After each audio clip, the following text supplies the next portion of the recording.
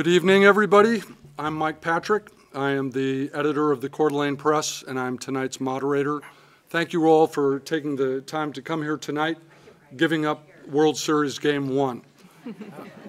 On that note, please don't keep checking your phone and cussing when your team falls behind. I'm fighting a little bit of a lingering respiratory infection, but I promise my bark is worse than my bite. I shook his hand. This forum tonight is sponsored by the Coeur d'Alene Press, but the heavy lifting is all being done by the following city and CDA-TV stalwarts: Renata McLeod, Bruce Hathaway, Councilman Woody McEvers. He's the cop who is keeping an eye on the candidates in the green room. The star in the production booth is Jeff Crow. And I understand that Joseph Morrison, who is a member of the CDA-TV committee, he's a student representative, he is up there in the studio helping out. So thank you for that, Joseph. Our panelists tonight, our esteemed panelists, are a pair of prized press reporters. Brian Walker, please hold the applause down. I know what they say about media, and Judd Wilson.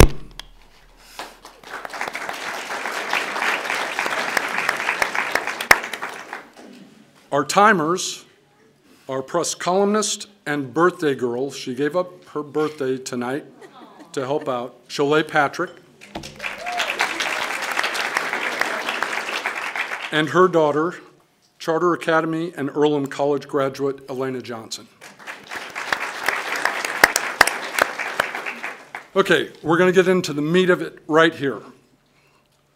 Audience members, here are the rules of engagement tonight. Be nice. No shouting, no cheering, no raspberries, or as the British say, raspberries. No applause until the end of each of the 3 segments of the forum. I'll cue you on that part. In short, we ask that you be seen and not heard. And that doesn't mean streaking silently across the stage. All right, we have the first group up.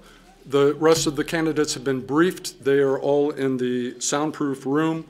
Again, please don't cheat. Don't send texts to the candidates. We really want this to be clean and transparent tonight. The candidates have not been given the questions in advance.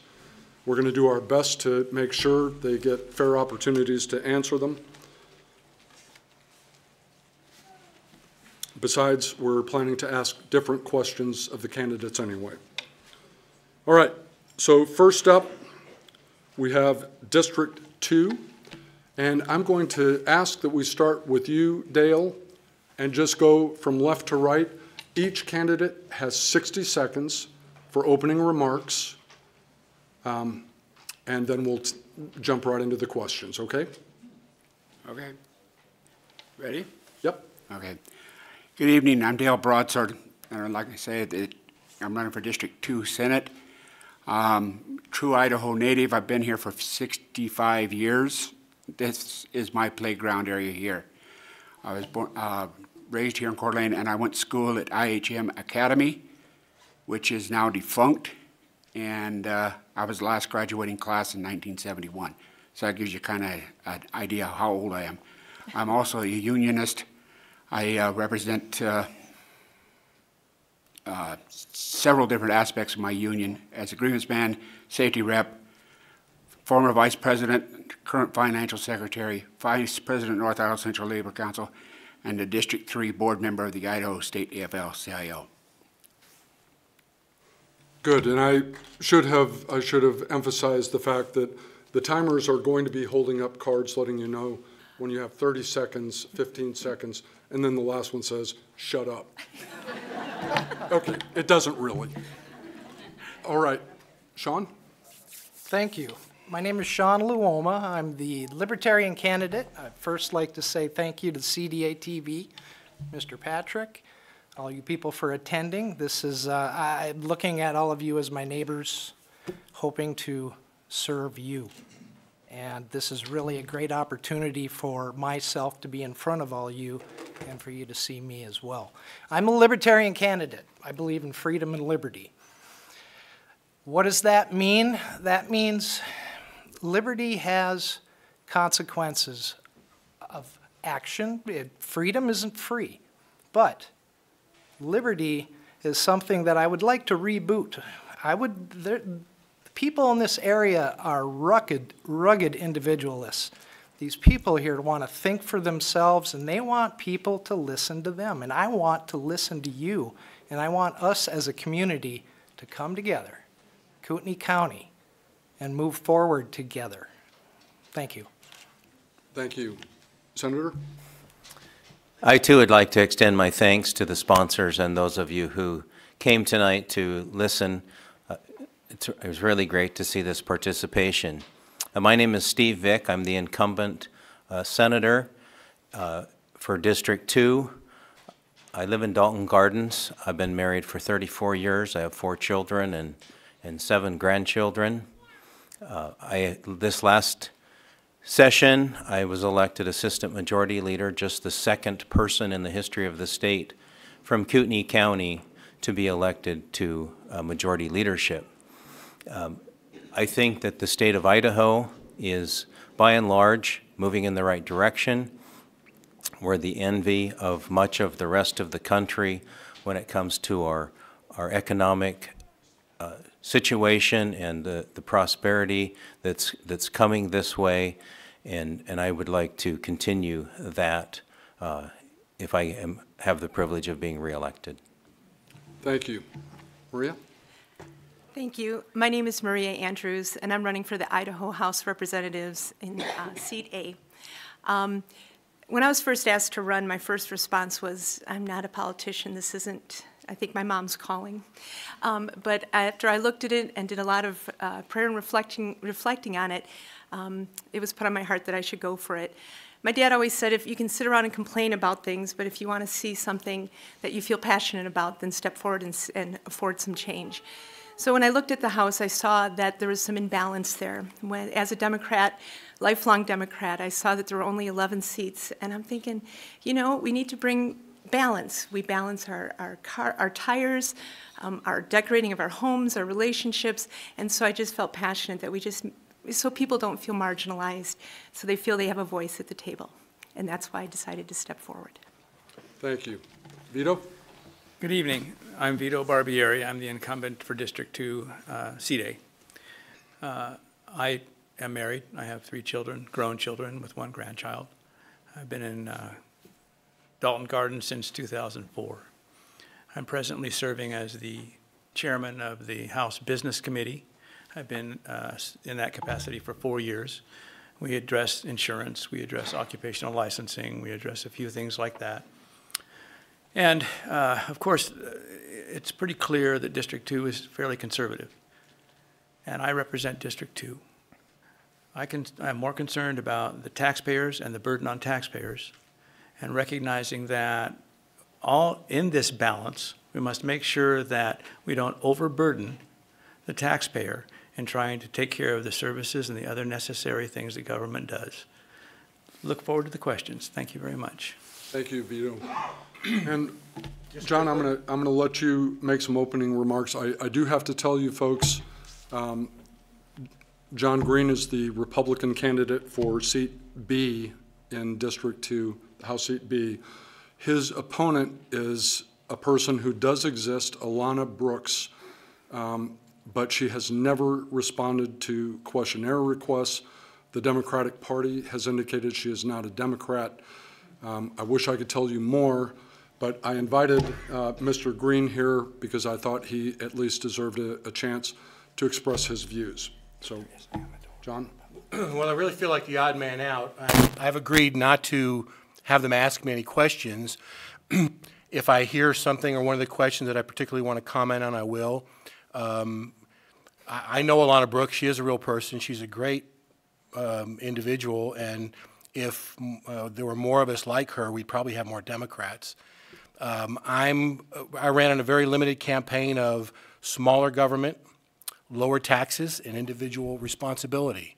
And so all the questions that I would answer would be along those lines. So I'm going to sit here and listen. We'll see if a lawyer can sit on a stage with a microphone and shut up for an hour. Good. Okay. Ed Wilson, you've got the first question. Thank you. We're going to start with you, Mr. Broadsword. So let's say there was a legislative genie who empowered you to sponsor one bill that was guaranteed passage and the governor's signature. Now, it has to be something that the Idaho state government can take care of, not a federal issue. What would that bill be? Well, the most thing I'm passionate about is the education, and the fact is to making our classrooms smaller in size. As I said, I graduated from the parochial school system, did not go to school in the public system, and our class size was very small. Fact is, the whole total graduating class of my class was 51 students. So, and then go on with it, it would be the apprenticeship programs. We need to get people out there to get the good jobs that we need, that are out there, and bring them all into our state. I see K-Tech and everything else, and a lot of those things that are happening, but I also see the apprenticeship programs in the unions, where you can go in there and get your jobs and get paid to learn, instead of having to be charged money to be paid, to go to school. Thank you. Mr. Luoma, same question. If I could rub a lamp, and there'd be a legislative genie that would pop out and grant me. Boy, I'd ask for 3 more wishes, but.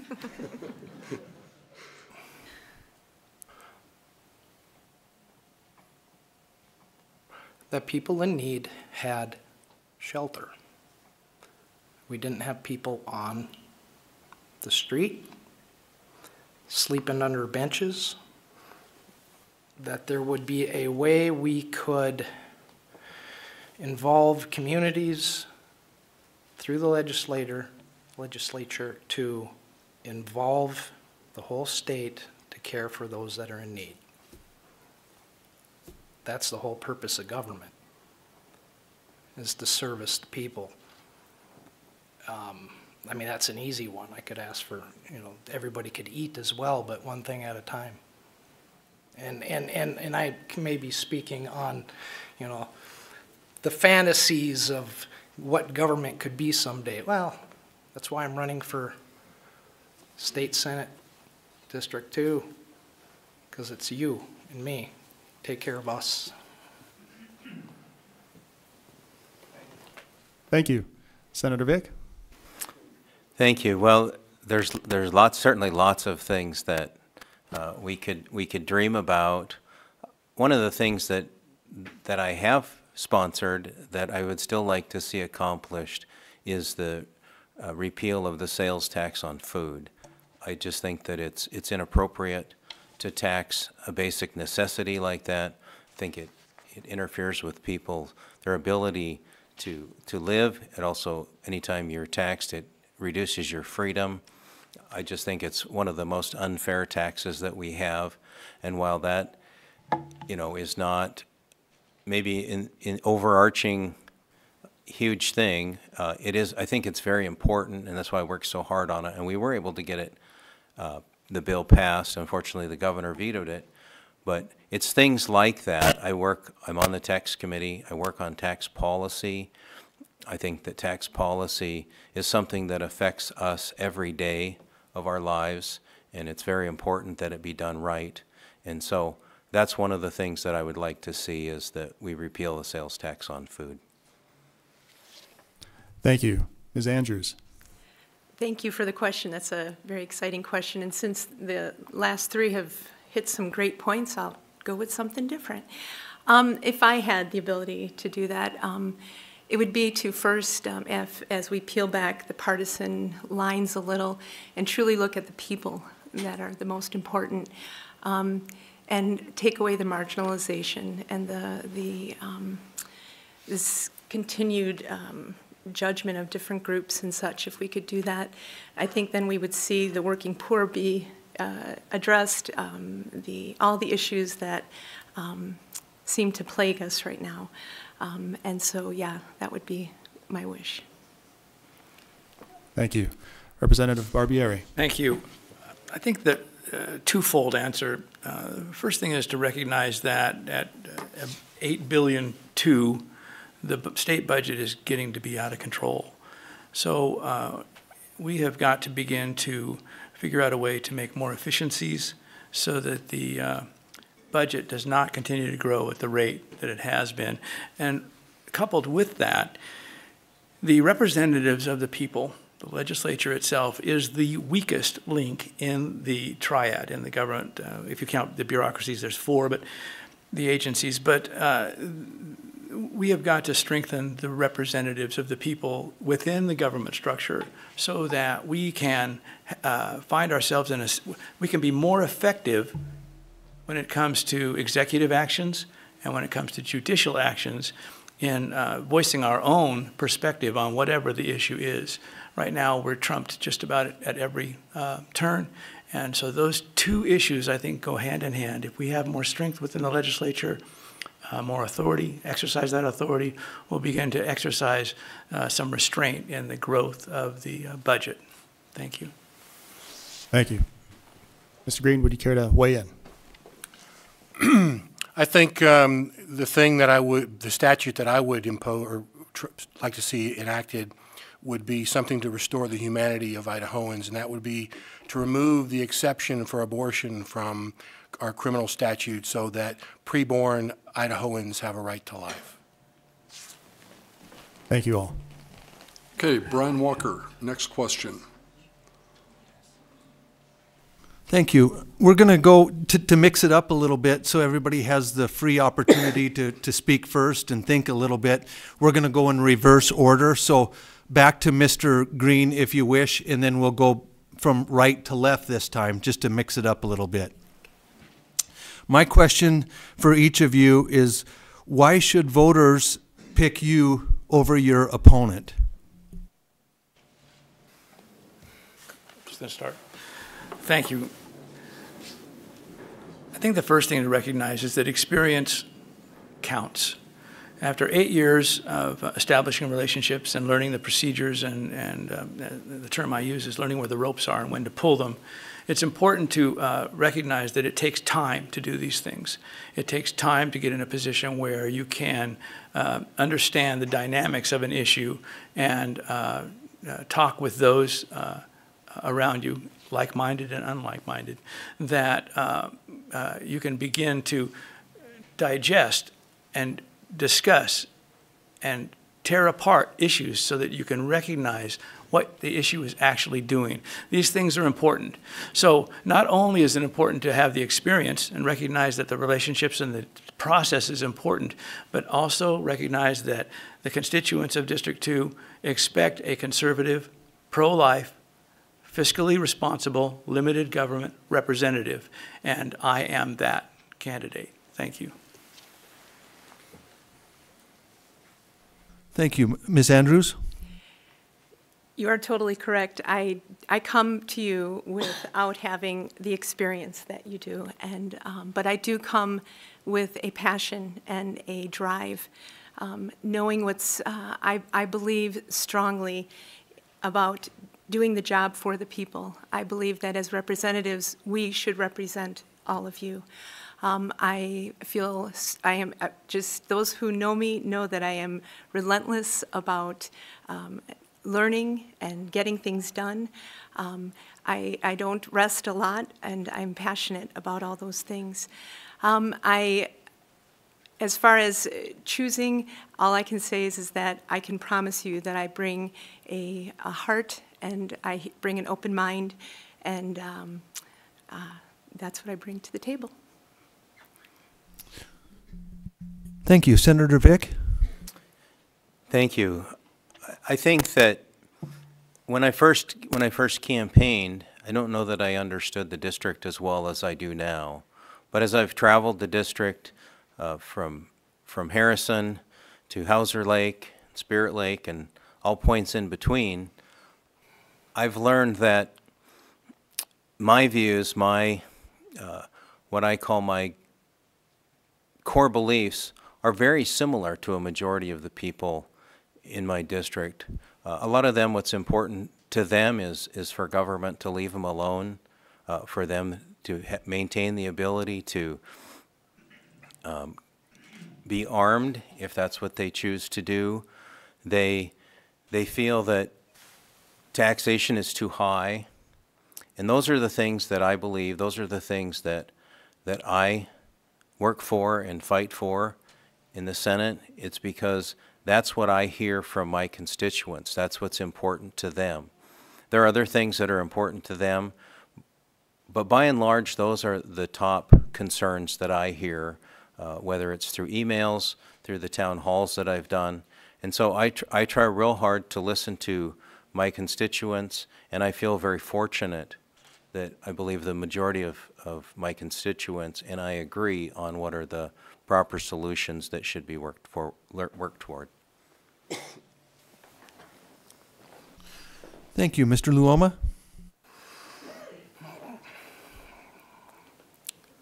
I would ask that you vote for me because the passion I have and the people in this county, getting to know the people in the county that I've gotten to know that have the answers that just need to be brought to Boise. The people in Kootenai County know what Kootenai County needs. And we know that the purpose is to serve. I want commissions by local residents that I could call on to look at various bills, to look at various regulations, to look at various codes that have been on the books for 10, 20, 30, 40 years, to find out how we remove various junk legislation. Not saying all legislation is junk. I want you to understand I'm a libertarian, but I'm a limited government guy. We need to have government.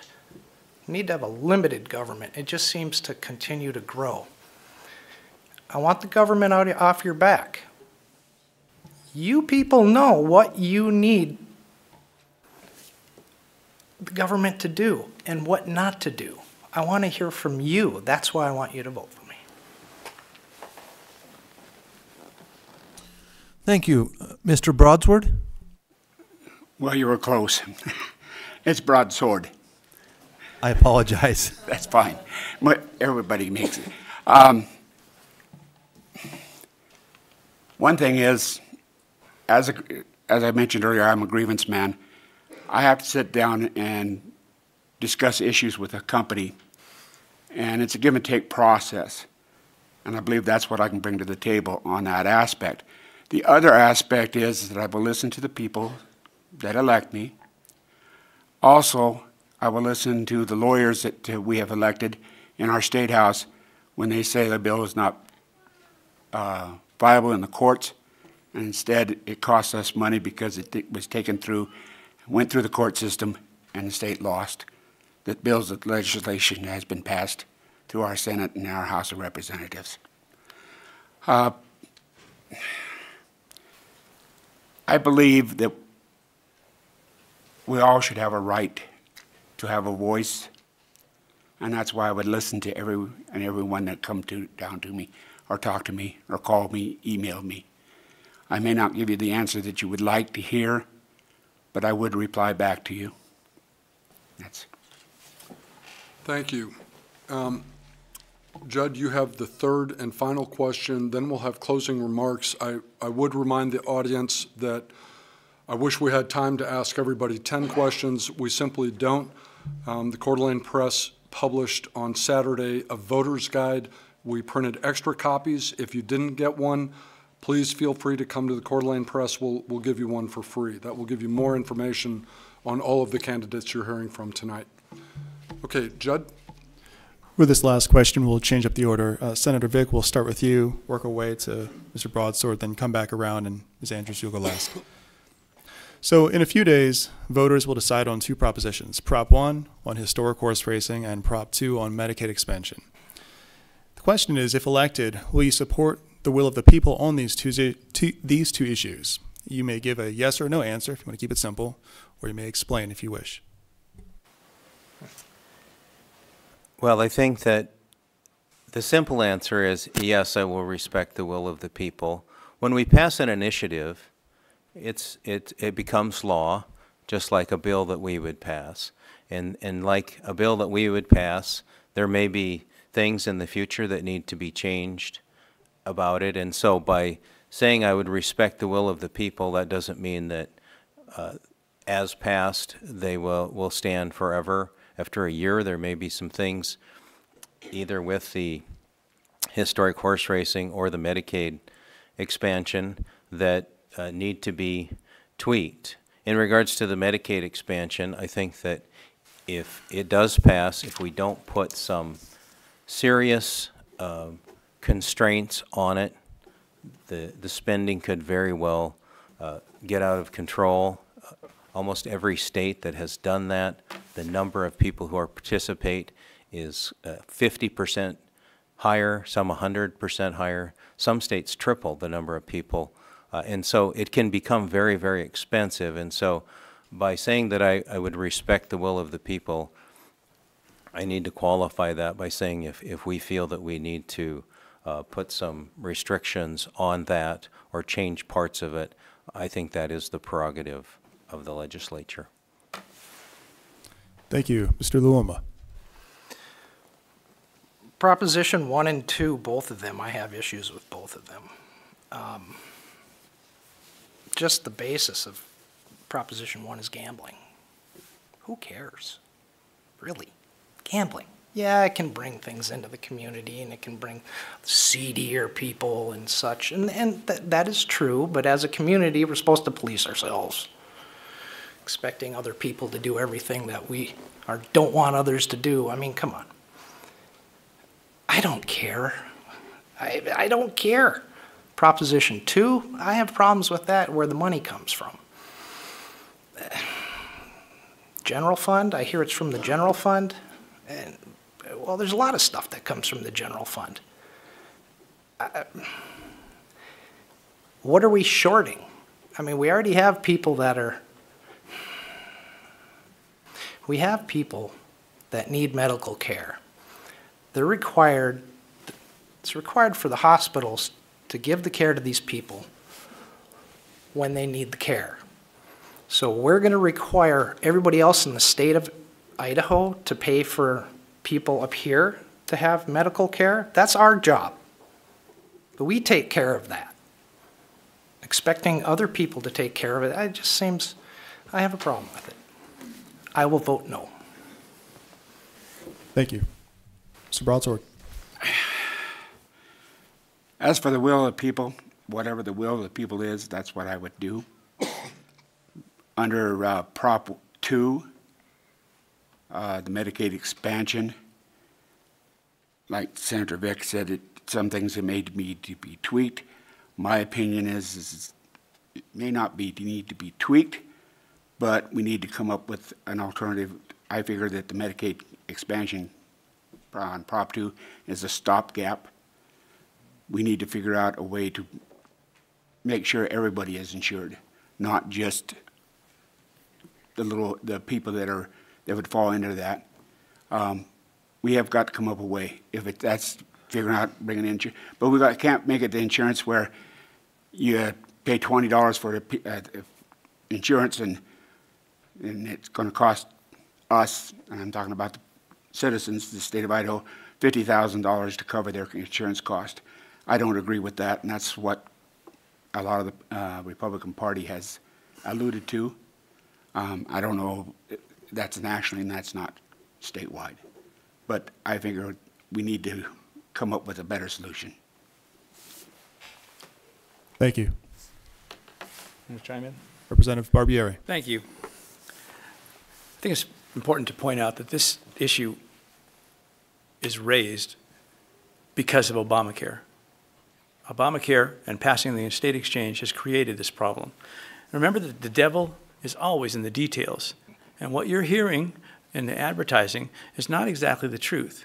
But if you look at the budget, Medicaid is already 79.9% of the health and welfare budget, totaling $2,285,000,000, and we're going to expand that. Remember that education and healthcare are now competing for dollars. Competing. Both of them exceed $3 billion in this fiscal year's budget. If Medicaid is expanded, the children and the teachers will be affected because those dollars are going to go to a mandated health system that's already bloated and out of control. That said, if the people pass that, we're going to have to look at it and scrutinize it to make sure that it doesn't do more damage to the taxpayers and that it actually does what it's going to do without blowing the budget out. Thank you. Ms. Andrews. Thank you. Absolutely, I would respect the will of the people. I agree. Both of them need to be tweaked, if not, especially for me, Prop 1, just so that there's no shenanigans that go along with it, that it's truly a clear and clean process. I feel that the need of the Medicaid is overwhelmingly huge here in Idaho, and there are a lot of people that are hurting, and there are a lot of people that are in need of that, and I'm hoping that we can truly see these things fall into place because of that. So. Great, thank you. Okay, now we come to closing remarks. John, would you like to start off, and then we'll just head to the left? Seems to me this election is going to be a very clear referendum on two very different ideas about the proper role of government. There are those of us that believe that the proper function of government is the protection of life, liberty, and property. There are other people who believe that the proper function of government includes giving everything they can to people in need at the expense of their neighbors. One of the benefits I've had in running for my position, knowing my district, is having observed Senator Vick and Representative Barbieri, and in my opinion, they understand that proper role of government. Charity is a private duty. We all have a duty to clothe the naked and feed the hungry, care for the sick. That's not the government's job. And so I think what it boils down to, this election, and probably this room is divided in those two camps very clearly, that if we want to save our country, if we want to save our society, that we will limit government to that proper role, which again is to protect life, first and foremost, liberty, and property. Thank you.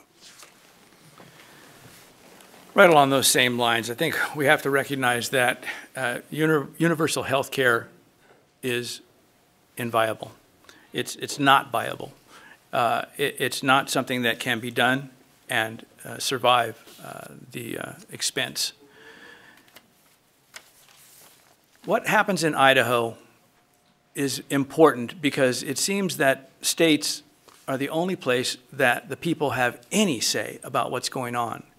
And the idea that government is increasingly being centralized in Washington, D.C., that our agencies and bureaucrats are forced to enforce federal mandates and increasingly have to bow and kowtow to the federal laws, regulations, and the rest of it, is a problem. If Idaho is going to begin to exert itself, it's got to attack rules and regulations.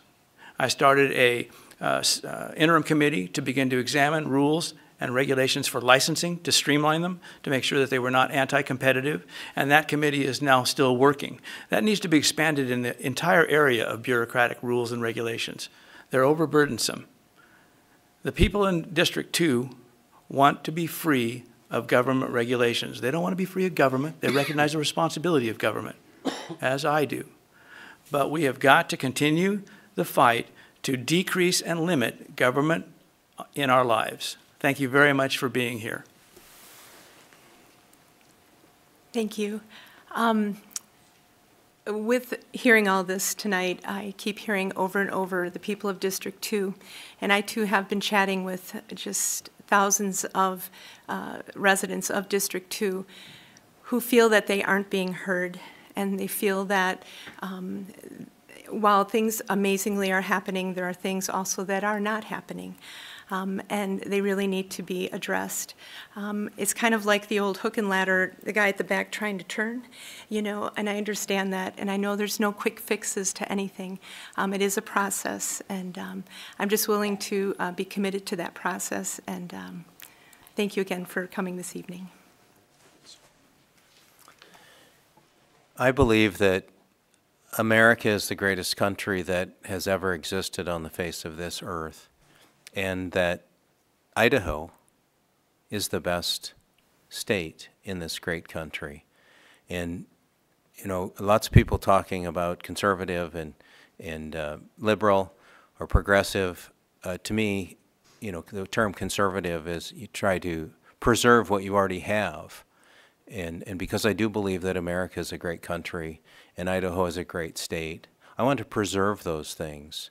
I had the privilege of having guests this weekend and yesterday, some from Montana and one from Atlanta, Georgia. And they both were from very different perspectives, and they were both marveled at what a beautiful place we have here in Coeur d'Alene and the area, and how friendly the people are here, and in a country that seems to be very divided at times. I just am very thankful that the people here, with the disagreements they have, tend to remain civil most of the time. And I thank you for that. We can have our disagreements, but we don't have to be disagreeable. And I do my best to preserve what I believe are the best things about Idaho. Thank you for coming.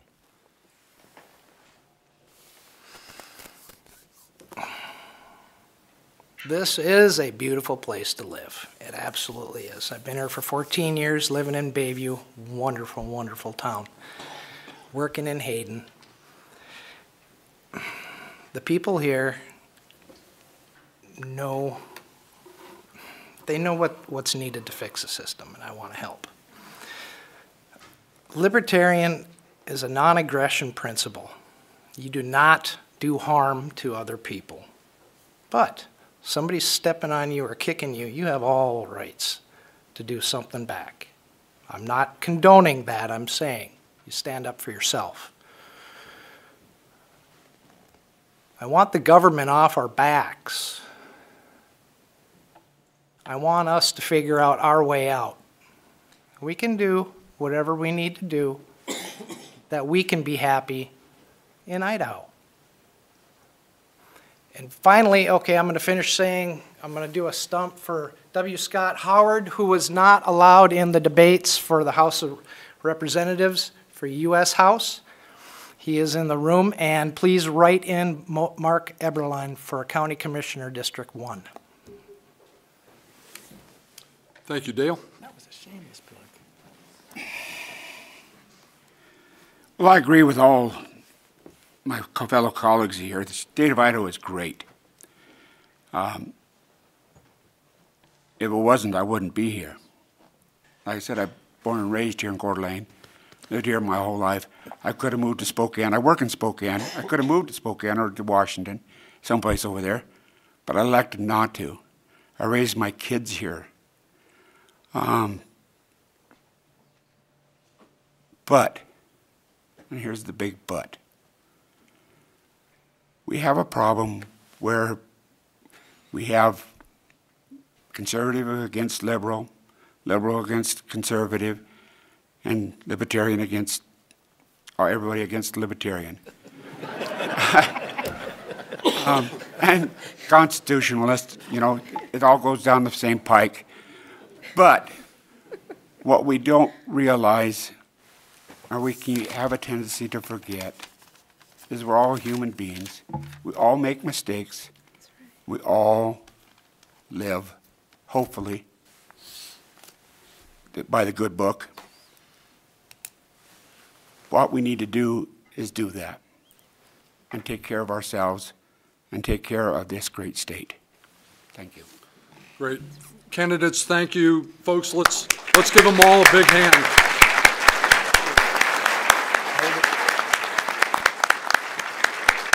This was the most polite audience I've ever seen at a political forum in this county. This has been fantastic. Now, let's not mess it up. We got 2 more stages.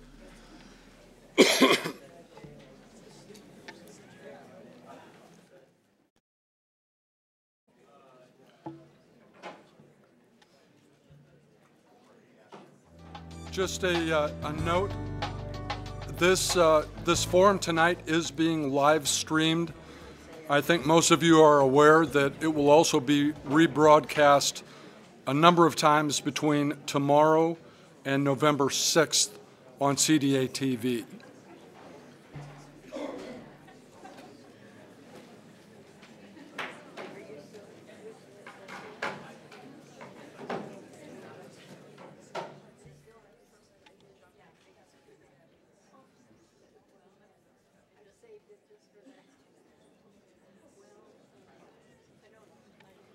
This next group, folks, there are just 2 candidates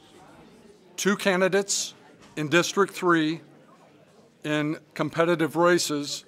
So this section will go pretty quickly, but they will also get 3 questions, and I think you'll see some distinct differences between the candidates.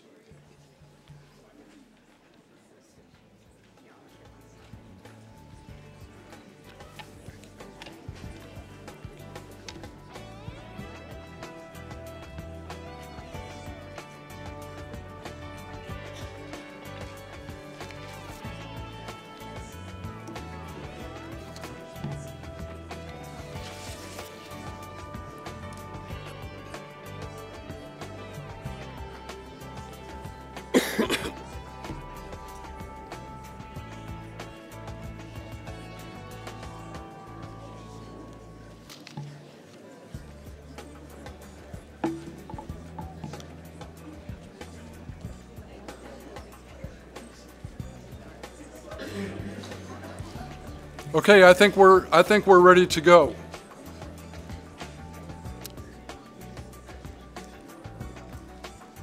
This is District 3, the State House position B, and we have a Democrat, Dan Hanks, against the Republican, Tony Wisniewski. Welcome to both of you. We've gone over the rules in the back room. In fact, they're probably great pals, having hung out back there for the last 45 minutes. But, Brian, are you going to be up first with the question, or Judd? Judd will be. Okay, but first we're going to have opening remarks, 60 seconds, please, and then we're going to go right to the questions. Dan, why don't you go first? I'll do it. My name's Dan Hanks, and I'm running for House of Representatives in District 3. And over and over again on the campaign trail, you get asked, why are you running? Or it kind of goes like, why are you running? You know, and what are you up to? It's a crazy idea. But, you know, I think sometimes your values change during the process. I think I became a better person through the process. The thing that matters to me more and more over time is the way that we have discourse with one another, the way that we discuss issues, the way that we treat each other with respect, even when we disagree with one another. Few things have become more frustrating to me than people not looking beyond a Republican or a Democrat and actually looking at the issues, looking at the values, looking at what's underneath. And so over and over, that's the thing that matters the most to me, is just having be a part of a responsible discourse. I'm really excited to be here. Thanks, Mike. Great, thank you. Tony? My name is Tony Wisniewski. And the good news about that is you don't have to be able to pronounce my name to find out more information about me on my webpage, which is TonyWforidaho.com. So that'll give you a good idea of where I stand. My parents both came from Poland, so I am an American. I am not a Polish American. I don't believe in hyphenations of nationalities. We're all Americans. And I strive to make sure that we all come together and unite and assimilate into this nation. That's what made this country great, is everybody working side by side for a common cause. I recently retired, and that's why I'm in this business. I've been active with the Republican Central Committee for about 10 years. I've been vice chairman for 8 years, and I've been retired from a job that I held for 16 years. And so this is the first time in 16 years that I've been open for a job interview, so be gentle with me. Thank you. Judd, fire away. All right, we're going to start with Dan, go to Tony, and then back again. So, Dan, first question. Are Idaho teachers being paid fairly? If not, what would you do about it? So whether or not, I think fairness is a tough question. Are they being paid enough? And the answer is no.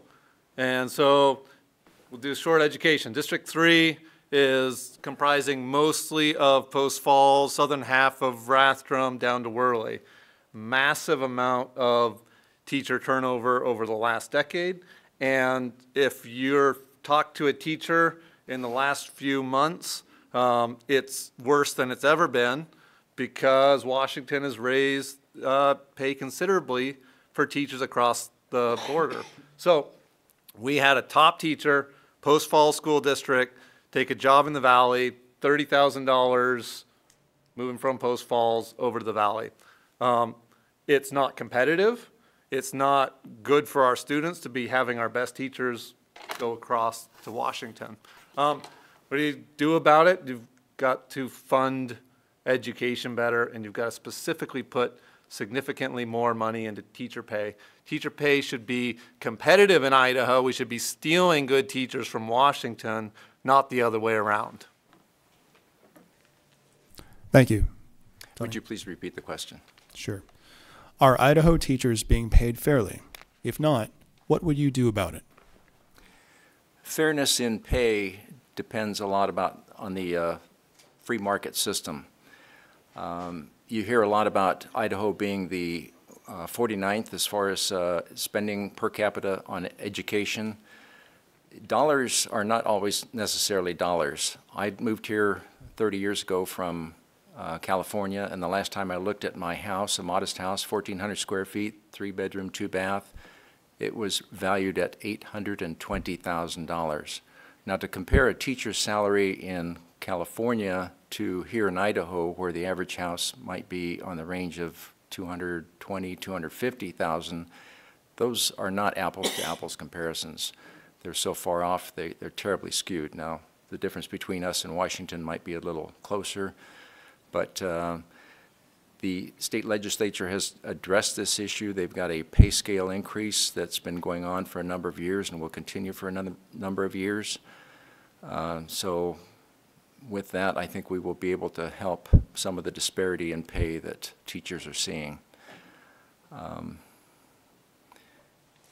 I am a big proponent of also having other methods of education, vocational training, technical training, STEM training, and other sorts that would stimulate the economic incentives to become other types of teachers, for instance, in the vocational trades. Thank you. Thank you. Brian? Thank you. I forgot to push the button.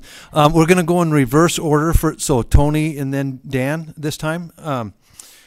My question is for each of you is, a legislative genie has empowered you to sponsor one bill that will pass, guaranteed by the legislature and with the governor's signature. What is that bill? And please focus on a state topic rather than at the federal level. Once again, I think it would be along the lines of educational choice. I think parents are best suited to be able to determine the aptitude and the interests and the tendencies of their children, and to have more variety of education outside of the established government instruction system, I think would be a good thing for parents, for students. It would keep them engaged in school and not make them feel like they're captive members of an audience and lose interest in their schooling and drop out of school. Just opening up the educational possibilities of different types of education, like I said in the past, STEM education, charter schools, that sort of thing. Thank you. Dan, your response? Yeah, I like this genie. Yeah, it sounds good. I wish it was a real thing like that. You know, if I get elected as a Democrat, I might need that genie to get something done. You know, I ran on education, so we've got to go to education, but it's got to be more money. So yeah, you can do a lot of other creative things to make education better, but you can't get good people if you're not paying them good money. And so we should be competitive with our neighboring states. We should be ahead of our neighboring states. Tony mentioned, you know, cost of living. You know, Post Falls, Coeur d'Alene, this isn't Kansas anymore. It's getting expensive to live here. And you can go to the valley and you can live less expensively. Our area is growing. Our cost of living is going up. Our teachers should be professionals. They should be the best, not the lowest paid. Judd? All right, thank you. This will be the third and final question. So we're going to start with you, Dan. So in a few days, voters will decide on two propositions, Prop 1 on historic horse racing and Prop 2 on Medicaid expansion. If elected, will you support the will of the people on those two issues? You may give a yes or no simple answer, or if you want to explain, go ahead. So the answer is yes, okay? Prop 2 is going to pass, and it's really important, and it's going to make a dramatic difference for people in the state of Idaho. Prop 1 is going to fail, but it's more complicated, okay? If it does end up passing, the legislature won't have to be the ones to challenge it. It'll be a constitutional challenge, and it won't hold up in court. So the legislature will be able to support it, but it won't matter because it won't pass a constitutional muster. But let's go back to Proposition 2, which is what we need to get excited about. We need to get people out to vote for because, you know, it's amazing to think about sitting in the legislature for the last 5 or 6 years, choosing over and over not to expand Medicaid to 60,000 people, to know that some percentage of people would have been able to live if you had given them that support. I talk all the time about, well, we have to understand this is the group that wants to work. We're not giving Medicaid to the group of people that want to work. I love hard work. I'm from Idaho. We love workers. So let's expand Medicaid to the working people that want to make their lives better. So yeah, I'm going to support that one. Thank you. Hold your applause, please. Excuse me, audience, please. Please, you've been great. Don't screw it up now. All right, Tony. Tony, same question. All right, on Proposition 1, I'm a Christian, and there's nothing against simple betting as long as it follows certain regulations. Number 1, it can't be a full-time occupation. Number 2, you can't bet with money that your family is depending on to pay bills and housing expenses and everything else. So if it's just another form of entertainment, I don't see any problem with betting per se, as opposed to the word gambling, which has a negative connotation. However, there's another issue that as a legislator, I might be tempted to vote against it, and this depends on the constitutionality of the machine itself, which is one of the things that's very seldom talked about in this issue on Prop 1. The machine has spinning wheels, it has sounds, it has an instant pick feature that allows you to place several hundred bets an hour.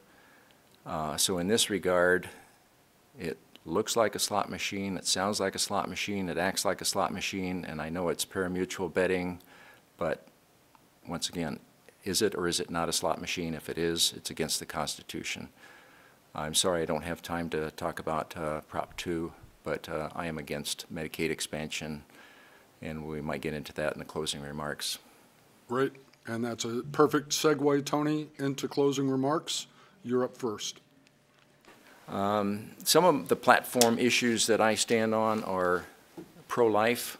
I am a Catholic, and so that's first and foremost on my list of things to defend life vigorously. Secondly, we talked about education.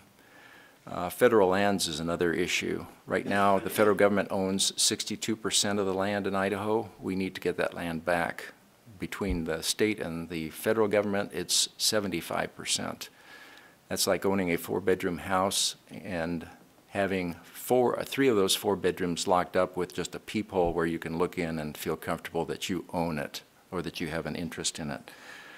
I'd also like to keep the lifestyle that we have here in Idaho, but not to the exclusion of other people that are coming in. I'm not one of these, I have it, you can't have it, stay home.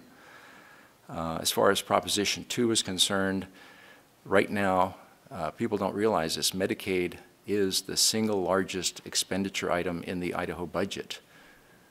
We pay 28% of our budget for Medicaid right now. That's more than K through 12 expenditures of 24% of our budget. Also, Idaho is a welfare state. We get 33% of our money from the federal government for our budget. For us to increase Medicaid is basically dipping into somebody else's pocket. And to quote Meg Thatcher, socialism works until you run out of other people's money. Thank you, Tony. Dan, final comments? Yeah. Well, we're going to bring back that genie from the earlier question. We're going to get some things done. It's amazing the power that voters have and they don't realize they have. We can fund education. We can expand Medicaid. These are fiscally responsible decisions. Some things cost money up front and the returns are later. It's a real challenge in life. You know, I own a business and it costs a lot of money to get things done. We can't, you know, I'm not running against Tony. We're running against a system that isn't in touch with the people of our community. Over and over again, polling says, we want better schools. We want more access to health care. We don't want to lose access to federal lands. Public lands are important to us. Polling comes back over and over and over again. Those same people go out and they vote the same way. If you vote the way that you've always voted, you'll get what you've always got. And our education system needs to be better. Our healthcare system needs to be better. Vote for me, Dan Hanks, District 3, House of Representatives. And if we get the genie, it's through voters, okay? And voters will get this done. Great. Thank you. Again, big hand for our candidates. Thank you, gentlemen.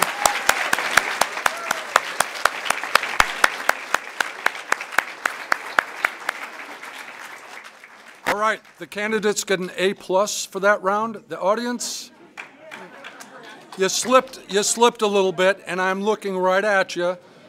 So please, this last group, we have 3 very competitive races, 3 very different views. Please be civil, and that means be quiet. All right, and while the shifting is being done up on stage,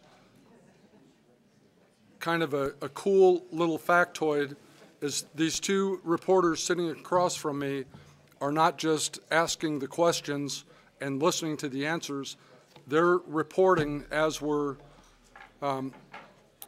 as the rest of us are watching them work. Their stories will be on the front page of tomorrow's Coeur d'Alene Press.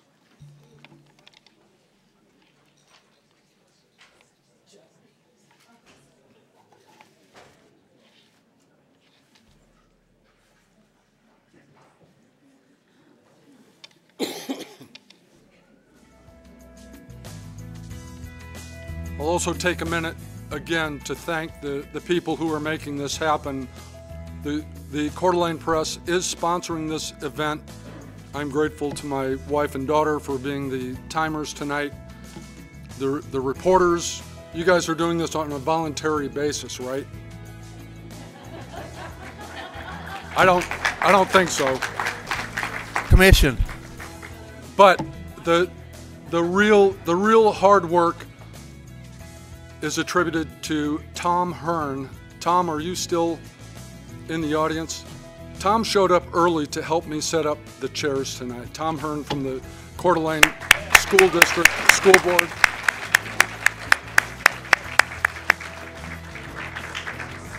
And a big thank you again, Renata McLeod from the city. She is a delight to work for, getting all of this arranged. Bruce Hathaway, Councilman Woody McEvers. I'll tell you, when Woody's your enforcer, you're going to have no crap taking place. Jeff Crow in the production booth. I reached out to Renata because CDA TV has a superstar in Jeff. And then again, our student representative, Joseph Morrison, helping out in the studio.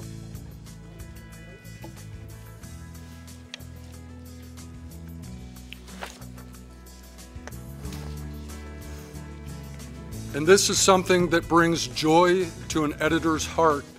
We are running right on time tonight. Now, I know I just put the whammy on it.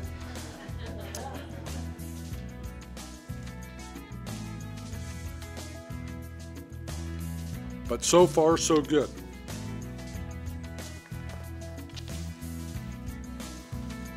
All right, candidates, I'm sure you can see Cholet and Elena up front. They're going to be giving you signals on when your time is almost up, then really almost up, and then shut up. We're going to start with opening statements, and to keep this simple, we're going to start with you, Corey English, and I have to apologize to Corey. Through all fault of my own, we have misspelled her first name 3 times in the publication. Not you guys, but my apologies for that. It is Cory, C-O-R-Y. Correct. Cory, we're going to start with you with opening remarks, 60 seconds, and then we're going to come right across. Thank you.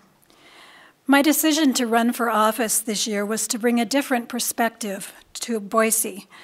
I've spent nearly a year talking to voters in this district, both in groups and one-on-one when I knock on doors, and here's what I found. People everywhere want and are worried about our education system and health care. And we want a future that works for our families and will enable our children and grandchildren to make their home right here in Idaho. Failure in these areas is a failure to invest in the people of Idaho, empowering all of us to work at our best and to our highest potential. Failure will cripple us going forward, while success impacts everything. We also know that Idaho is a great state, we have a booming economy, and there is no reason for us to choose to be in last place again and again. I choose success. I choose progress, and I choose to invest in the future of our citizens. Thank you. I'll also point out the seating is a little bit odd. It is Ms. English and Mrs. Souza competing against each other for State Senate, then Jim Addis and Rebecca Schroeder going head-to-head for State House, and then Paul Amador and Shem Hanks. Okay, Mary, you're up. 60 seconds, please. Thank you, Mike. Good evening. I'm Mary Souza. I am the state senator right now from Coeur d'Alene and have just been finishing my 4th year down in the State House. I am very pleased to be here with you tonight, and thank you for the wonderful turnout. This is a great turnout, and it is an important idea that you all come out to participate in this event. In the Senate, I am the Vice Chair of Health and Welfare Committee. I'm on the Commerce and Human Resources Committee, and I'm on the all-important JFAC Budget Committee. We have really been making great progress down in Boise. Idaho is doing well, and I'm excited to ask you for another 2-year session because I think we can accomplish a lot together. Thank you for being here. Thank you to the press for setting this up, and I look forward to your questions. Thanks, Mary. Jim? Hi, I'm Jim Addis, and I am your representative candidate for the state representative in District 4 Seat A. You know, I've got a lot of friends and a lot of people asking me every day, why the heck are you doing this, Jim? You guys have sold the business. You could be out doing a lot of different things. You could be enjoying your life. And I sit back and I think, the bottom line is I just love this city, and I love this state. And for me to give back and help all of our citizens is what I'm all about. After 20 years in business, 20 years building in the community, 20 years of supporting the community, it's time to give back even more. So all I really want to do is support Coeur d'Alene, support our community, and make our community better for our kids, and more importantly, their kids. Thank you. Thanks, Jim. Rebecca? Thank you. My name is Rebecca Schroeder. I'm the Democratic candidate for House of Representatives here in District 4. And a big part of my motivation to decide to run comes from knowing exactly how it feels to have the life of someone that I care about deeply resting in the hands of my lawmakers. My 11-year-old son Brady was born with a rare genetic disease, cystic fibrosis. And the decade that I spent as a nonprofit healthcare advocate taught me the important difference between being a voice for the people versus a mouthpiece for any special interest or any other agenda. As a lifelong Idahoan raised in rural Kuski, Idaho, U of I educated environmental chemist, a mom, and a member of this community, I feel compelled to step up and work to protect what makes Idaho special and advance policies that work for all Idahoans. Thank you. Paul? Thanks, Mike, and thank you for being here tonight. My name is Paul Amador. I'm your current state representative for District 4 for one term. And so when I ran 2 years ago, and what I still believe in why I'm doing this is I truly want to make Idaho a great place to live, work, play, and raise a family. And to that end, some of the things that I'm really passionate about, I think we need to ensure that we have an effective and efficient educational system in Idaho so our children can grow up and do anything they want to do. I want to make sure that we have accessible and affordable health care in Idaho. We need to ensure Idahoans are healthy. And we have an economic system that creates good, high-paying jobs, and we have an educational system and a training system to be able to support Idahoans to pursue any career that they want in Idaho. So thanks again for being here tonight. Thank you. And Shem? Best for last, huh? Well, thank you, everyone, for making it out tonight. Tonight's kind of the high point of this crazy 9-month interview process that we've all been going through. At the beginning of this race, I started out running because I wanted to talk about the minimum wage in Coeur d'Alene. Right now, in Idaho, communities don't have the right to decide their own minimum wage. This directly hurt Coeur d'Alene, Post Falls, Moscow, Sandpoint. I decided to run because in the year 2018, our state legislature decided that servers and tipped workers in Idaho should be making $3.35 an hour. I'm running to help change that. I'm running alongside issues like Medicaid expansion because it will help working families within Idaho. I look forward to the questions tonight, and thank you all again. Great, thank you. All right, who's up first? Brian? Thanks, Mike. Shem, you stole my thunder a little bit here, so sorry, Brian. Just for that, I'm going to sweep over here to Corey. We're going to start our questions from left to right, so we'll go with Corey and then work our way to the right. And then the second questions, we'll go back over to Mr. Hanks and work our way back, so we allow equal opportunity to allow you same to think process. Mm-hmm. So my first question... He's a writer, not a broadcaster. I is not a television host. First question. Idaho cities have been denied setting their own minimum wage. there's a two-part question. What should the state's minimum wage be, and should cities be able to set their own? I do believe that cities should be able to set their own, and I think we can look at Coeur d'Alene and see that we are a tourist haven. We have plentiful service jobs. It is the waitresses and the people that dock our boats, the people that clean the hotel rooms that make things run around here, and they at the same time, we know that minimum wage, the average age of the minimum wage worker in Idaho is 35 years old. So these are people that are raising families. And I do believe we need to raise the minimum wage. I believe in, I think we do need to have local option because it may well be different for farm communities. I think we should start at $10 an hour. You see even fast food companies are able to do that now. So start at $10 an hour, but I also believe, importantly, that it should be indexed to the consumer price index or something so that we don't get in this situation again. Thank you. Thank you. Senator Souza? Thank you, Brian. I'm a free market believer and a small business owner with my husband. But let me first start by telling you what the thought pattern was in 2018 when the legislature looked at the law asking for a minimum wage determination in every municipality. So it could be cities, it could be counties. You would have a patchwork across this state. You would have a patchwork from Coeur d'Alene to Rathdrum to Athol to Hayden. They could all be different. And if a business had a chain of restaurants or stores, it would all be different. It would be a very complex thing for the state to have to deal with and for businesses to have to deal with.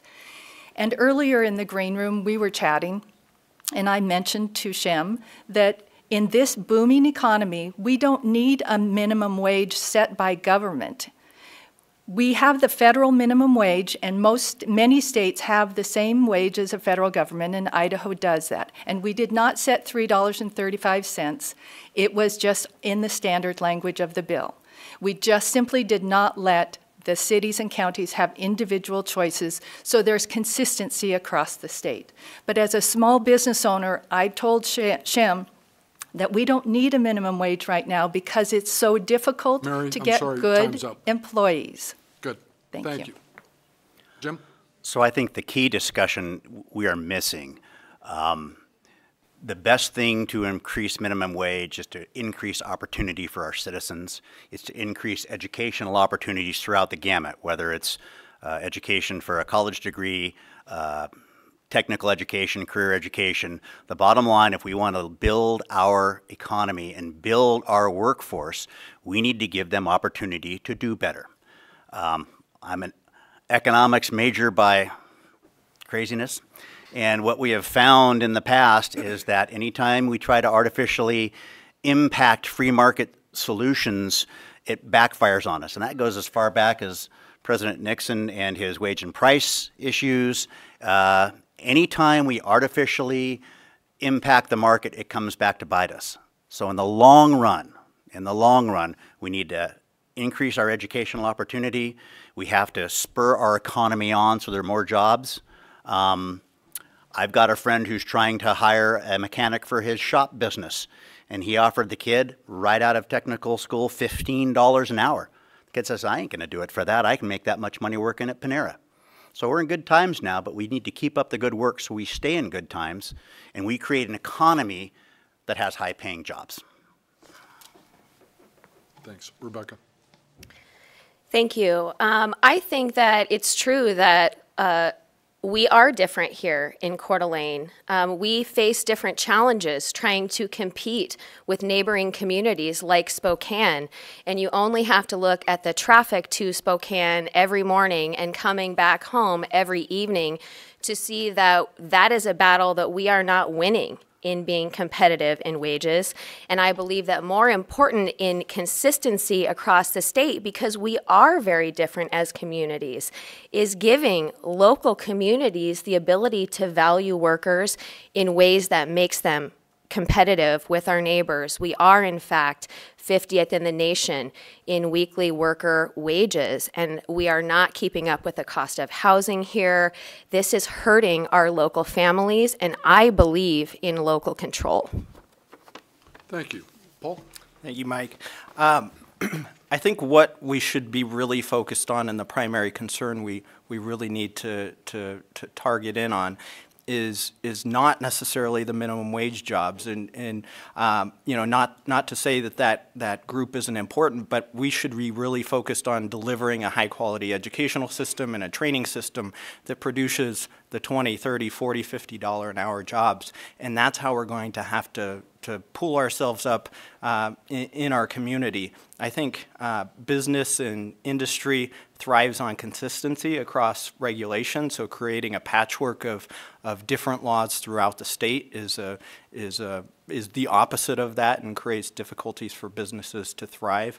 And I think we have some examples if you look at some of the other cities that have instituted significantly higher minimum wages. For example, Seattle, the University of Washington did a study, and it said, yes, they did raise their wages, but it also reduced the number of hours those employees were working per week, and so it didn't necessarily have an economic benefit for the individual worker. So I think the market has proven that we're doing quite well, and I think you would have a very difficult time going out and finding a minimum wage job right now. Thanks. Shem? All right. So one of the things I'm running on is to change Idaho Code 44-1502, which would reestablish the right for communities to have minimum wage or to determine their own minimum wage. Idaho, as Rebecca was saying, is 50th in the country in weekly wages per worker. We're also perennially at the top of minimum wage jobs. We have to create an economy that's working for everyone. We can't just rely on everyone being able to get these $30, $40, $50 an hour jobs. We have to work as a community to come together as a community and make sure that we are all supported. Good. Thank you. Next question, Judd. Oh. So we're going to come right back to you, up Shem. Again. Yes. So, second. This is rather simple. Why should voters elect you rather than your opponent? Well, as Representative Amador was saying in the back, I'm the only candidate that's younger than him, so maybe that'll work. There is a misconception, I feel, in politics that either administrators or career politicians are good representatives of a community. I grew up here in North Idaho. I was born in Alaska, but I grew up in a double-wide trailer in Hayden, Idaho. Looking at the stage, I'm pretty sure I'm the only one that was working today. I have to work to pay rent. I feel like I can represent the workers within Coeur d'Alene and within Idaho. I worked in restaurants for about 10 years and I was a server. I'm the person who can represent those servers and the needs that they have in this community. Thank you. Oh, I was also going to say, I also work in mental health. That's the part that I didn't mention in my intro, is that I feel like we do need mental health professionals in our state legislature. And one other, no.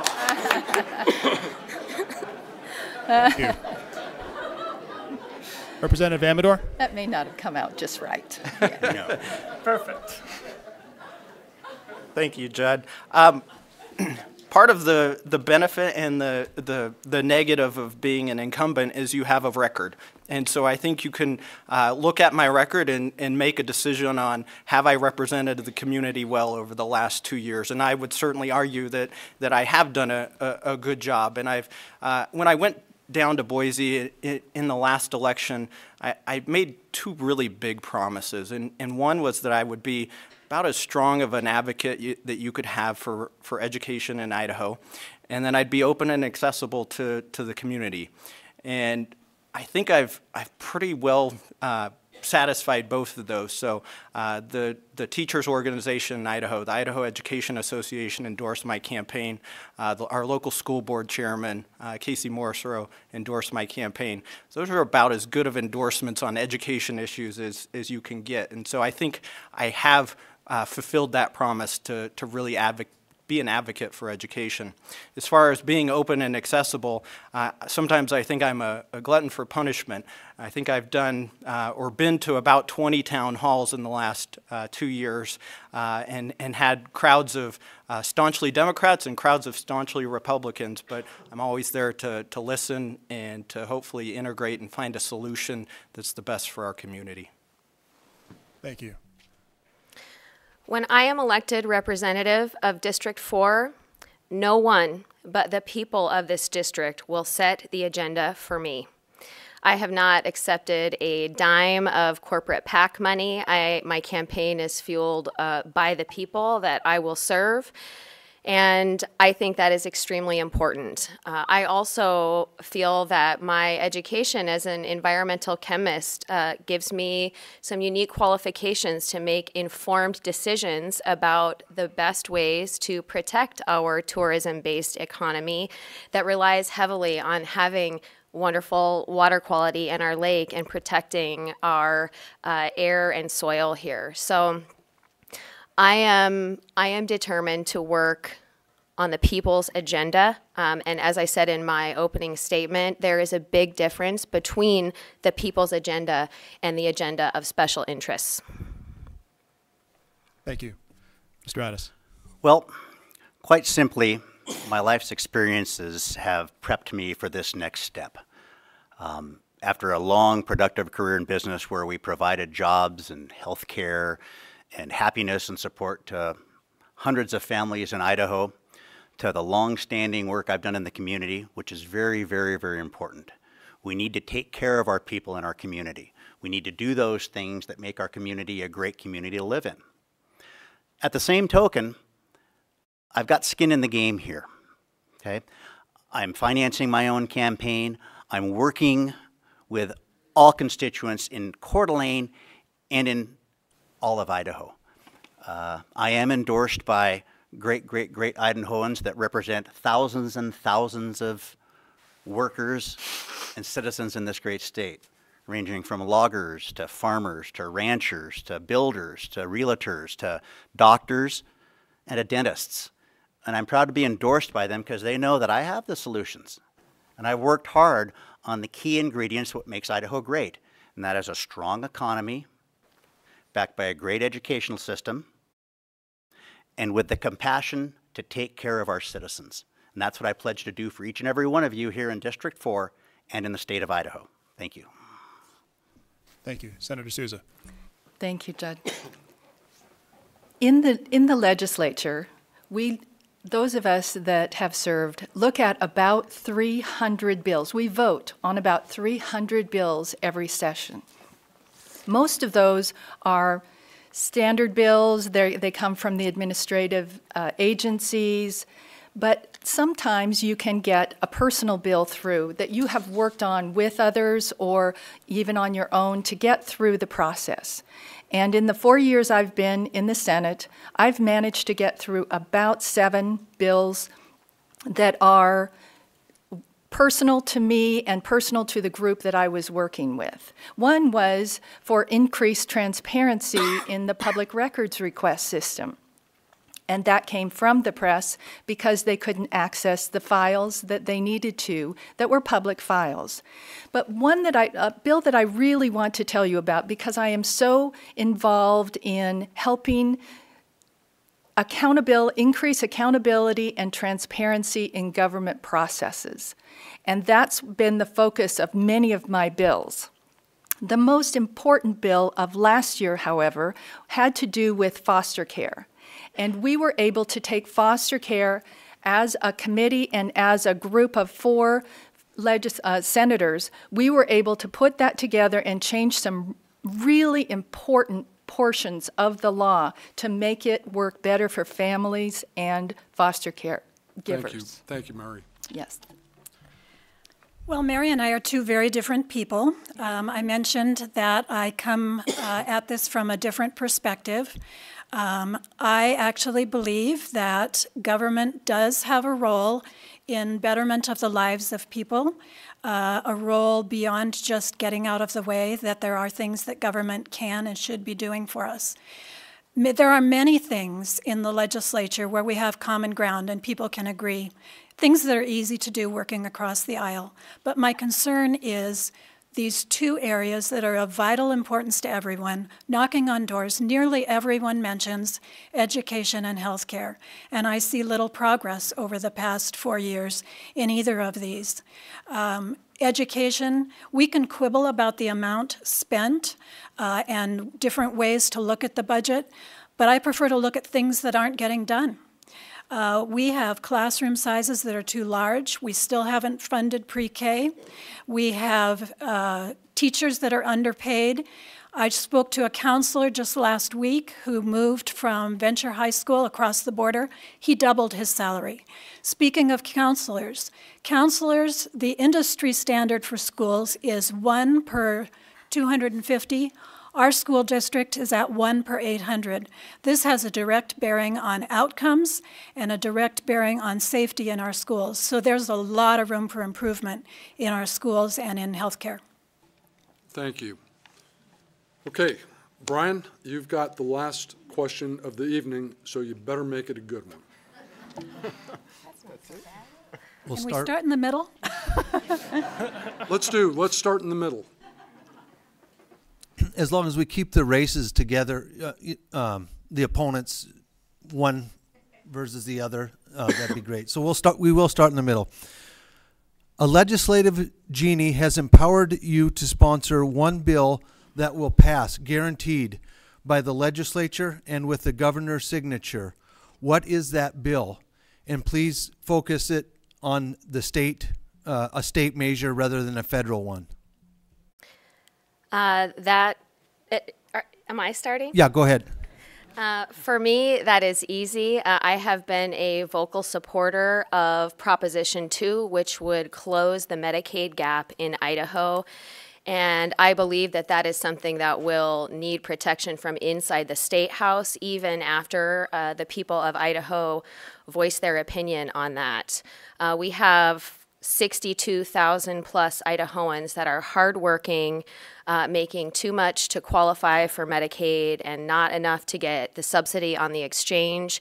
We are failing those individuals, and fighting to close the Medicaid gap is something that I have been working on as a healthcare advocate long before I decided to step up and run for office. So while my race is very important to me and I have absolutely put my heart into it, this has always been about expanding access to affordable health care for Idahoans, for me, whether that comes from inside the State House or in this case, whether it comes from outside the State House as a citizen petition initiative. So I am proud to have worked on putting that bill in front of voters, and I will also work, once elected, to make sure that we implement that law and follow through to provide that health care for the Idahoans who are struggling without it right now. Good. Jim? Any bill. You can make up whatever bill you want. Okay? My overwhelming goal would be to adequately fund education. I think, and that means adequately fund education. Education and our economy are inextricably entwined. You can't have great education without a great economy, and you can't have a great economy without great education. By funding education, and I mean early education, I mean reading at a 3rd grade level, I mean not having kids drop out in the 8th grade, is funding education. And what does that do for our community, for our citizens? It increases their wages by the jobs they can get. People not dropping out in 8th grade don't have as many drug problems. People not dropping out in 8th grade are contributing members of our society. And we then have a populace that is ready to take the next step, whether that's in career technical, whether that's in a four-year degree, whether that's being a brain surgeon, whether that's being an astronaut, whatever it is that you want to do, it sets our society up for success.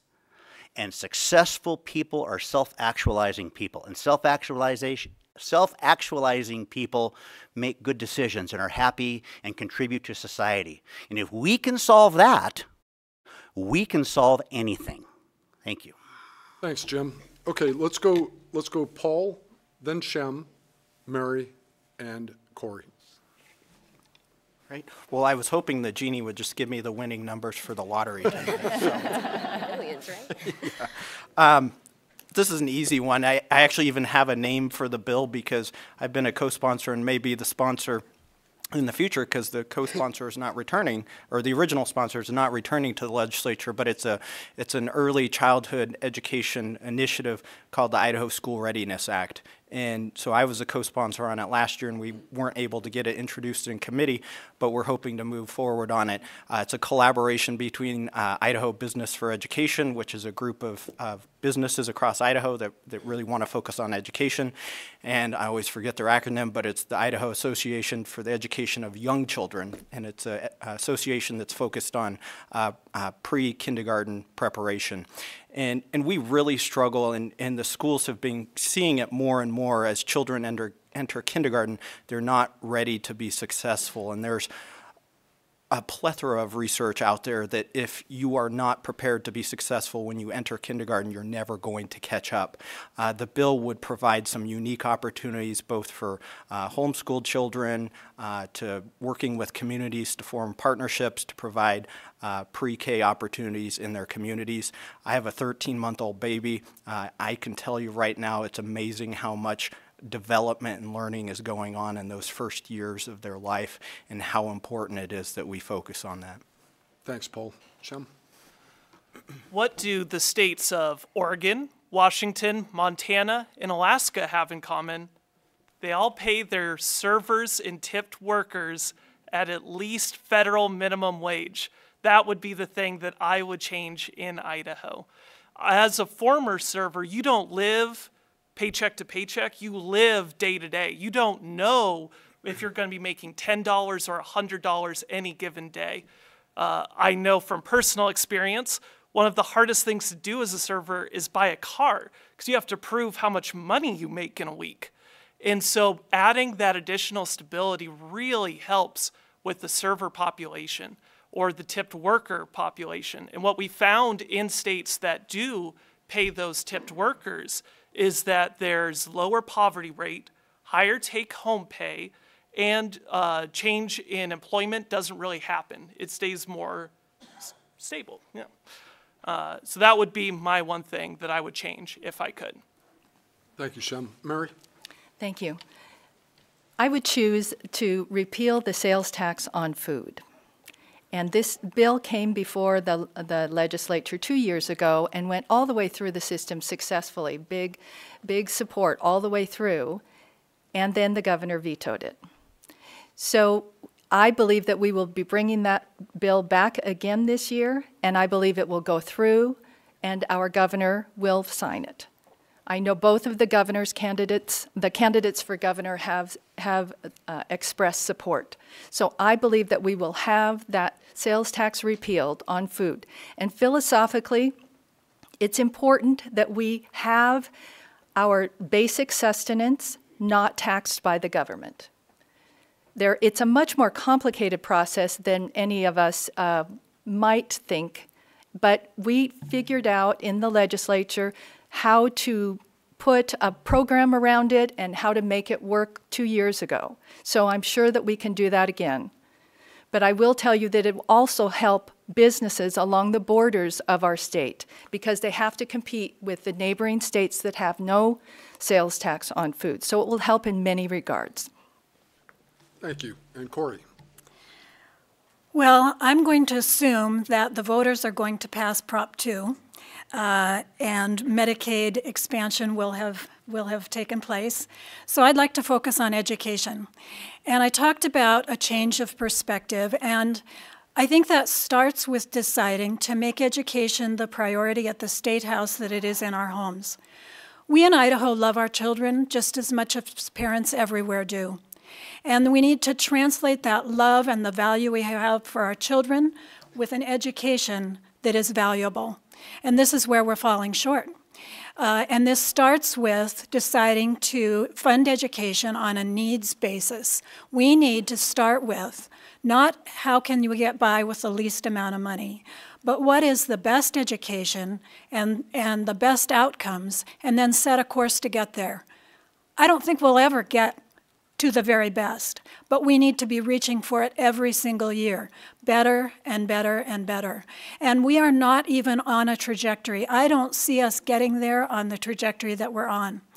Every year we give education just basically a cost of living raise, and other states are outpacing us with teacher pay, and our classroom sizes are too large. Our children are not doing well. Just about every measure, our schools, our successes for our children are below grade level. Thank you, Corey. All right, it's time for closing remarks. I know everybody up there is just having a great time. We are a little bit ahead, and Shem, we ended up with you on opening remarks, the best for last. So we're going to go with best for first. Yeah. But this time, folks, because we're a little bit ahead, if you want to take 2 minutes, you may do that. That is going to present a real challenge to our timekeepers, but I bet they're up to it. So Shem, you're on the clock, up to 2 minutes if you want it. All right. Well, thank you again, everyone, for being here. Now, I think it's important to talk about what's at stake in this particular election. I know from my door knocking experience, from my doing events with constituents, something consistent seems to be appearing, and that's that I don't necessarily have the right to lose in this election. Now, I respect Representative Amador. He has run 2 times. It is quite the experience that I was not fully expecting when I got into this.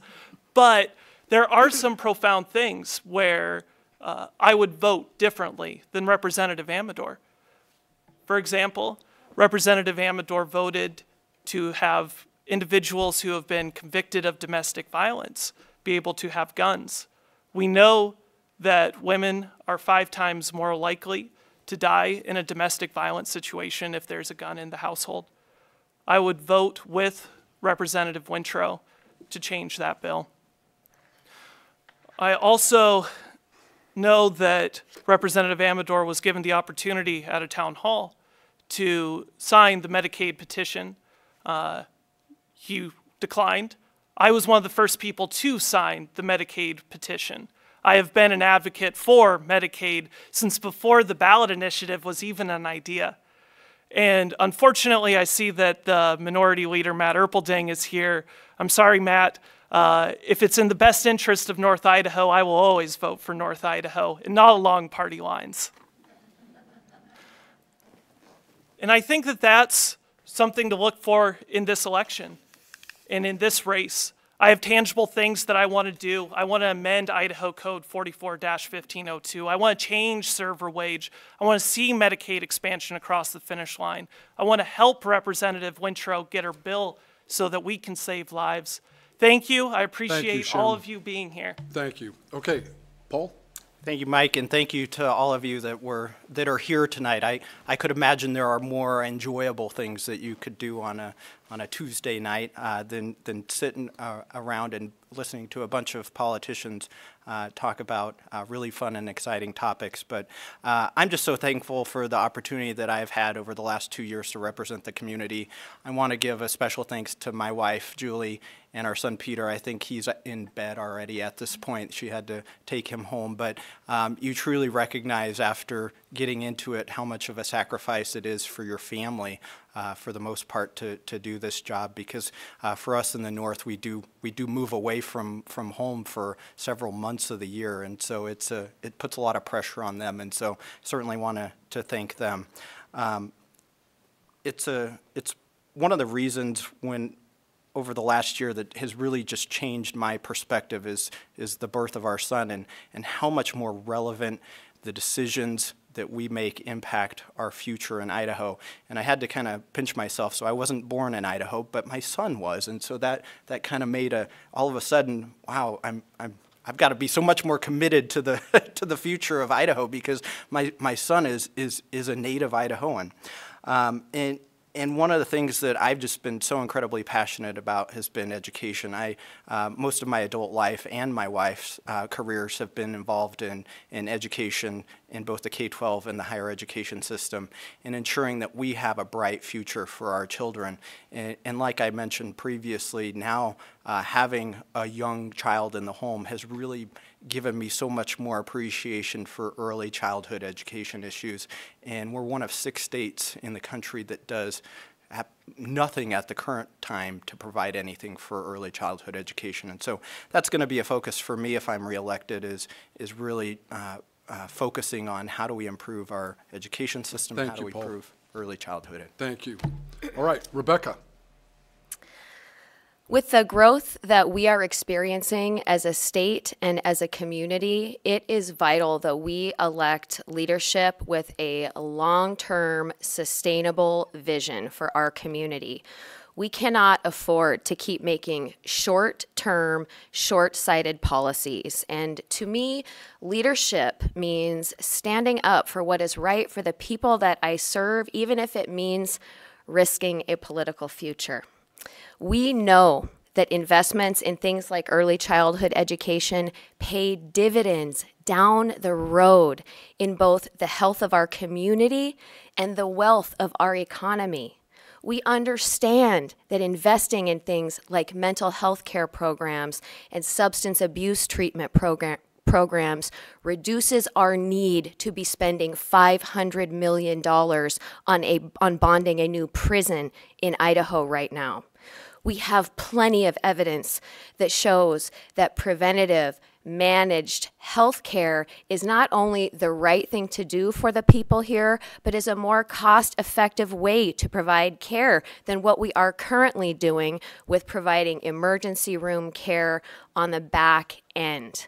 We need to take a step back and look at where we want to be 10 years from now, 20 years from now, and start investing in what is the most important piece of infrastructure, which is the people of Idaho. I will work for the people's agenda here, and my name is Rebecca Schroeder, and I am asking for your vote, either early tomorrow from 8 to 5 at the county elections office, or please on November 6th. It is time to vote like people's lives depend on it in Idaho, because they do. Thank you, Rebecca. Jim. Well, first of all, I'd like to thank you all for being here. And I'd like to reflect back on the time that I've spent with many of you in the crowd, reflect on the time we've spent working on making a better Coeur d'Alene, making a better Idaho, working in the community, and working throughout the state for the betterment of all of us. I was fortunate in my previous career to be part of an association that actually passed legislation in Idaho. And this legislation helped small businesses in Idaho protect their way of doing business and protect them from the onerous outreach from out-of-state interests. And what this did is it allowed our companies to hire more people, provide higher paying jobs, provide health care, do those things that we need in Idaho. So what that also taught me is that one person can make a difference in Idaho. It's not like that in Washington. It's not like that in Oregon. It's not like that in Washington, D.C. And every time that I stepped foot in that Capitol building, the hair on the back of my neck stood up on end, because it reflects the best form of government in the history of mankind. And quite frankly, to be able to legislate down there would be an honor. But to be able to legislate down there and help our citizens would be a privilege. So what do we want to do? We want to listen to our constituents. Absolutely. We all do. 2 ears, 1 mouth. But the key to this is improving education. And I've got a record on improving education. The key to this is improving health care. And I don't know anybody that doesn't want great health care for all. But more than that, it's making Idaho better for our kids, like I've said before, and our kids' kids, our future generations. And that's what I'm prepared to do for Coeur d'Alene and all of Idaho. Thank you very much. Thank you. Mary? Thank you. Thank you all for being here tonight, and thank you again to the press and to our two questioners over here. I'm going to end by telling you what's going well in Idaho. There's happy news. There's good news because we have been working hard down in the State House and we have been making progress. Idaho, I'm going to give you some statistics from reliable sources that are the most recent possible from that source. We are fifth, as Idaho is fifth in the nation for the number of college-ready students. We are sixth for the highest year-to-year spending increases in K-12. We are 31st in the nation for student achievement. Those education statistics are far different than those you may have heard from others, but these are accurate and they are up to date. We are first in the nation for earnings growth, and we are second in the nation for personal income growth. We're seventh for the best state economy. And to go with that, we are seventh for the best state fiscal balance, because we are very careful. I sit on the budget committee, and we are very careful to make sure that we take care of our investment accounts, our rainy day fund, because we all know what we went through in the Great Recession that we're getting out of, and spending on investments that we need to improve in our state. And we are the 11th in the nation for the best state for business. So there's good news. We are working hard, and I appreciate your coming out this evening. Thank you. And Mary, you are first at running out of time. We're going to wrap up. We're going to wrap up with Corey English. Thank you, and thank you all who are here tonight, and those watching in the future on, my husband calls it Woody TV. So we all recognize education and healthcare as top priorities this year. It was interesting in listening to the panel that nearly everyone talked at some point about education and healthcare. And I notice on their palm cards, even my opponents list education and healthcare as being priorities. Mary lists these as priorities as well. But she's had her turn in the Senate for 4 years, and I, for one, am not satisfied with where we are, and I'm not up for more of the same. We see classroom sizes too large, graduation rates too low, school counselors too few, teachers underpaid, healthcare access limited by class, wellness care denied to working poor, mental health services out of reach for those who need it most, and a booming economy that only benefits those at the top. My vision of Idaho is one where we realize we must match the love and value we put on our children with a high-quality education. My vision is one where healthcare is affordable and accessible for all Idahoans, and where being poor is not a barrier to being well. My vision is one where a family in Idaho is sustainable across the generations, and there's economic stability and security right here in Idaho for our children and grandchildren. It's time to work together to see that all of our citizens are able to share in the bounty of Idaho's booming economy. It's time for a change in leadership to change the future of Idaho. I'm Corey English, and I'm asking for your support because I support you. Thank you. Thank you. And let's give...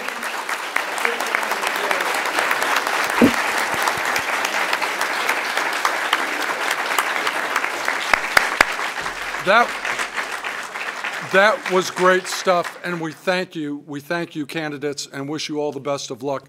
I also want to thank my ace reporters, Judd Wilson, Brian Walker,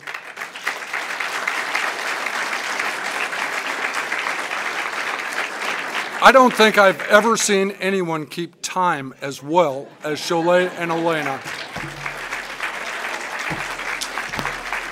But most of all, with that little wobble in the second session, this audience was incredible. So congratulations to all of you. Thanks, and have a good night, everybody.